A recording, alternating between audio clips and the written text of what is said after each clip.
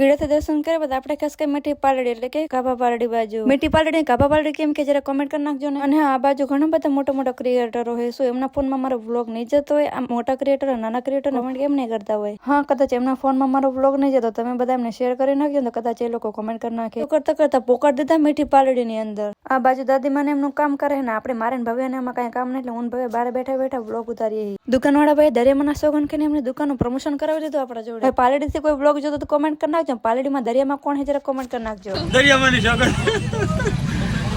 ભાઈની દુકાને મસ્ત મજાની વસ્તુ મળે જરાક તમે એ દુકાનની મુલાકાત લઈ આવજો ને. આ જોડે પાલડીની બજાર. હવે કોકના વ્લોગમાં આપણે આ બિસ્કિટ જોયું ને આપણે કચ્છમાં ક્યાં બિસ્કિટ મળ્યું ને એટલે પાલડી ત્યાં બિસ્કિટ ને ઉપાડ લીધું. ઘર ભેગું થાને ભાઈ.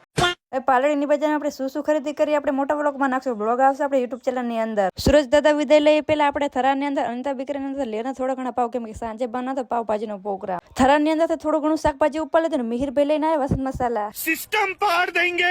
ફાઇનલી સુદર્શન ના પાટે પકડતા ને ખાખે ના આવ્યું મારા તરફથી બેસ્ટ ઓફ લક. ને અમારા ગામના સરપંચ શ્રી ની વાત કરું તો એમને અમારા ગામનો સારો એવો વિકાસ કરી નાખ્યો છે. પણ હવે ખાલી એમને એક જ આપેલી કે ગામનો આ વાળો રસ્તો સરખો કરાવવાનો.